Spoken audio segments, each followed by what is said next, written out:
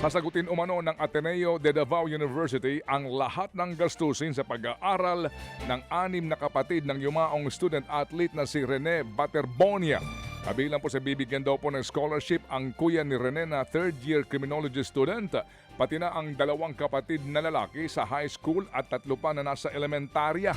Inanunsyo ito ng Ateneo sa mismong pagdaraos ng misa para po kay Baterbonia noong pong weekend. Huling araw po ng public viewing sa Manlalaro sa Davao kahapon, kaya dinayo siya ng mga nakasama at nakalaro niya sa Davao Association of Catholic Schools.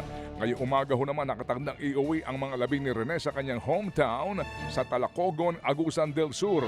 8 araw siyang ilalagak sa Talacogon Municipal Gymnasium bago ang kanyang libing sa June 24. Samantala, nabawasan daw ang mga turista sa Dipaculo sa Aurora matapos nga pong pagkalunod ni Rene Baterbonia Divine Adili ng Ateneo. Sa katunayan nitong long weekend, kapansin-pansin na mas kakaunti lamang ang mga dumarayong turista. Hindi raw tulad noong mga nakaraang linggo. Bantay sarado naman ang mga pulis at lokal na pamahalaan ng mga nasa tabing dagat. Ang mga investigador muling binalikan ng lugar kung saan nalunod ang 2 Ateneo basketball players. Mahigit 100 metro ang layo nito mula sa mismong resort kung saan nag-check-in ang team para sa kanilang team building activity. Tumanggi namang magbigay ng panayam ang mga pulis lalo't patuloy pa rin ang investigasyon ng CIDG Central Office sa insidente.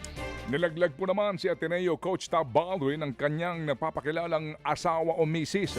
Sa isang video nga po na ipinost online ng kanyang abogado, sinabi po ni Effie Calogiro na nagsalita siya para ilayo ang kanyang sarili at mga anak sa usapin pong kinasasangkutan ngayon ni Baldwin.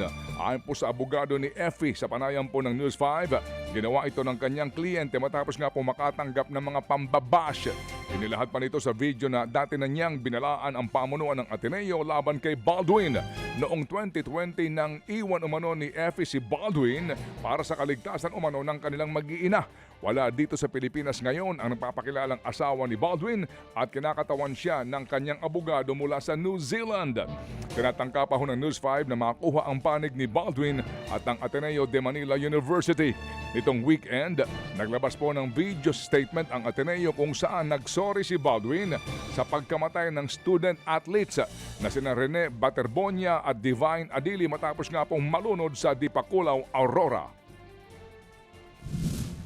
This video is because of his latest interview, and when he talks about his family, I want to make sure that he doesn't represent me or my kids.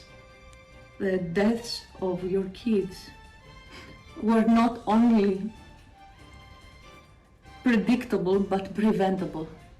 Yan po ang tinig ni Effie Calogiro, ang nagpapakilalang misis ni Tab Baldwin. Mga kapatid, patuloy po kayong tumutok sa 105.9 True FM para sa totoong balita, impormasyon, music and entertainment. Mag-subscribe sa aming YouTube channel at podcast at sundan nyo kami sa Facebook, Instagram, X at TikTok sa True Network PH. Bisitahin din po ang aming official website, truefm.ph.